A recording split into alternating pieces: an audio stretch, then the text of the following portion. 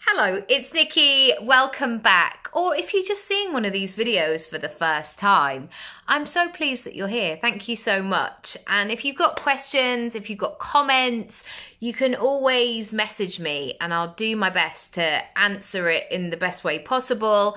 Or I can make a video about it and you can do this completely anonymously. But today, I want to talk about commitment. And not commitment to anybody else, just yourself.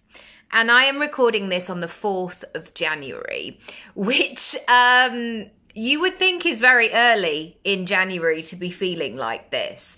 But I am here to say that who we are and our thoughts and our feelings and our habits and the way that we move through the world, it's very ingrained in our psyche and our programming of our brain.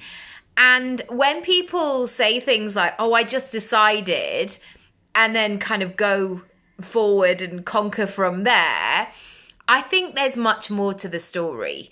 And so firstly, if you're watching this, whether you're watching it on the 4th of January or beyond, and you're like, yeah, I've run out of motivation a little bit today, or I'm doubting myself, or you're just basically having that very human experience. Welcome. You are in safe hands, in a safe place.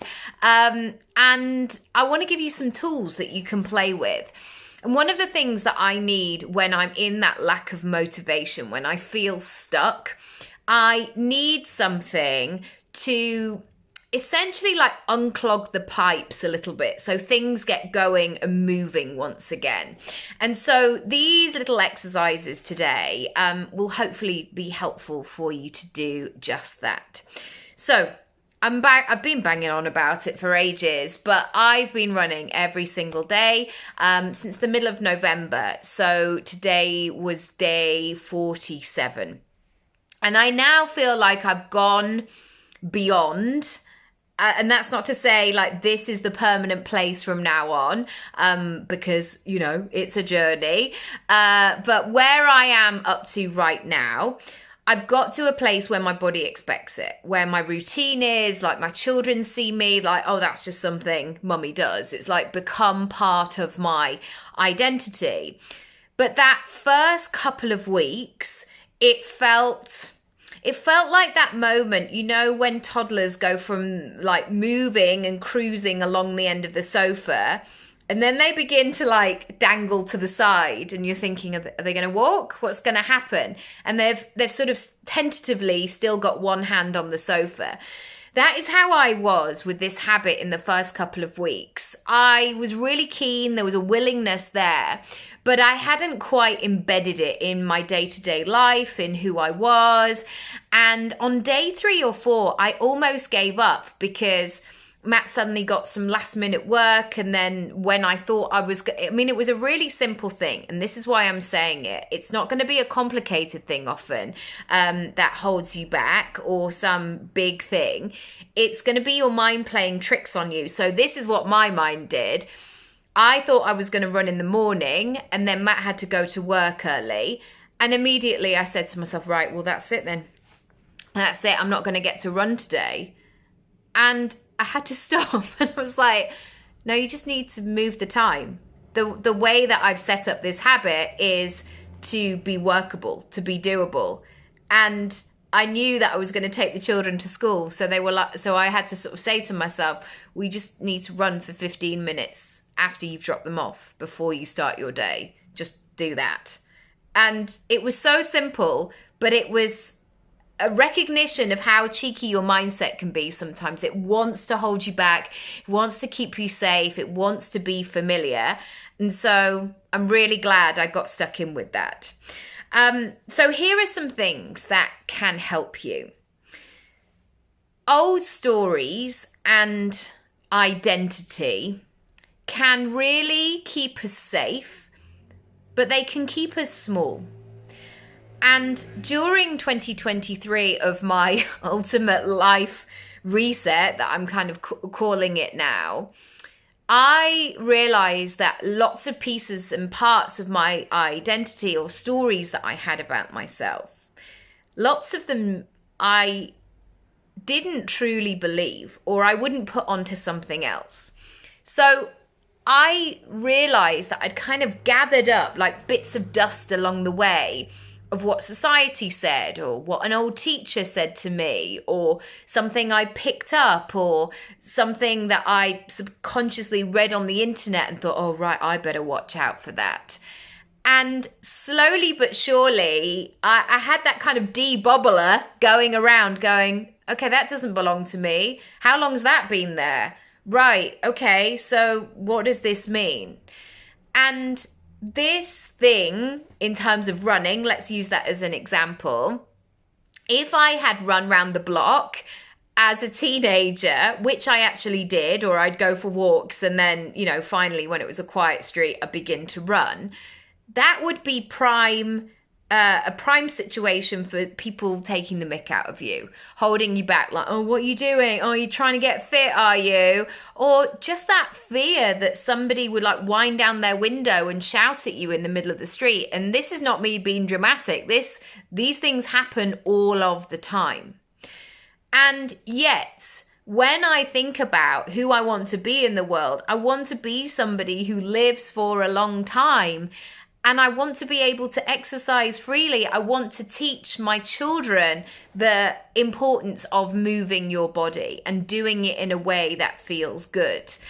And I want to feel vibrant, and I want my children to feel vibrant. That sense that you can move and you can have energy and all of these things. And so when I have these wobbles, I go back in and I check out what those old stories are.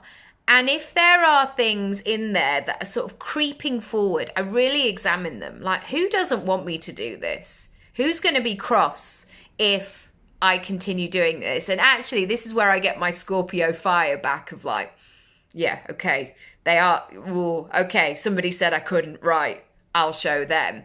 And actually, to lead your life with that kind of intention is probably not the one. But sometimes when you need to get out of bed and get your trainers on a cold morning, it served me well.